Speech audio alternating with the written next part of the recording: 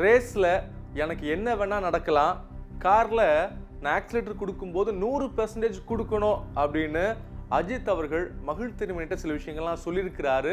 அதை நிகழ்ச்சியோட ஷேர் பண்ணியிருக்கிறாரு மகிழ் திருமேனி.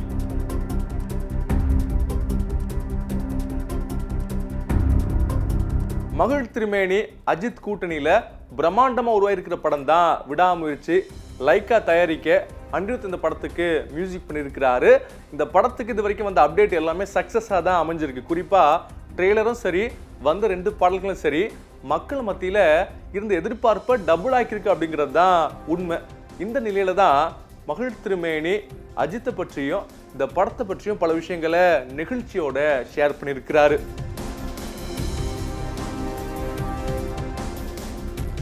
அதில் என்ன சொன்னார்னா, விடாமுயற்சி படத்தை பற்றி வேணும்னே பார்த்தீங்க அப்படின்னா நிறைய நெகட்டிவிட்டியை ஸ்ப்ரெட் பண்ணிக்கிட்டு இருந்தாங்க. இதை நானும் அஜித் சாரும் பார்த்துக்கிட்டே தான் இருந்தோம். ஆனால் பெருசாக ரியாக்ட் பண்ணல. என்ன காரணம்னா, எங்கள் 2 பேருக்குமே உண்மை தெரியும் அப்படிங்கிறதுனால நாங்கள் ரொம்ப அமைதியாக தான் இருந்தோம். இன்னொன்று, எனக்கு வந்து அஜித் சாரோட ஒர்க் பண்ணணும் அப்படிங்கிறது ரொம்ப நாள் கனவு. உண்மையை சொல்லணும் அப்படின்னா கிட்டத்தட்ட 15 வருஷ கனவு.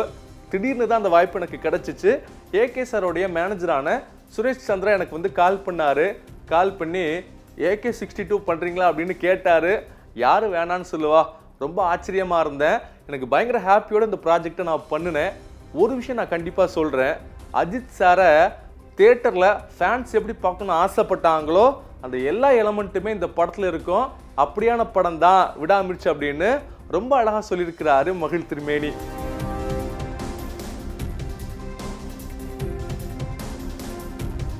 அந்த இடத்துல தான் ரொம்ப முக்கியமான சில விஷயங்களையும் சொன்னார் மகிழ் திருமேனி. அதாவது ரேஸ் தொடங்குறதுக்கு சில நாட்களுக்கு முன்னாடி அஜித் என்கிட்ட ஒரு வார்த்தை சொன்னார். அதாவது, நான் ரேசிங்க்கு போகிறேன் இல்லையா, ஸோ என்னோட பட வேலைகளை எல்லாம் நான் கம்ப்ளீட்டாக முடிக்கணும்னு ஆசைப்பட்றேன். ஏன்னா நான் ரேஸுக்கு போகும்போது என்ன வேணால் நடக்கலாம்.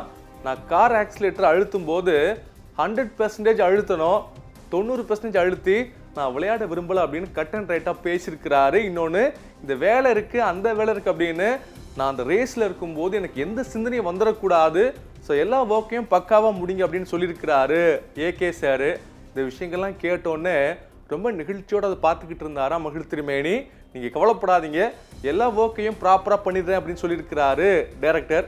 ஸோ அப்படிப்பட்ட இந்த சூழலை தான் February 6ஆம் தேதி விடாமுயற்சி வரப்போகுது.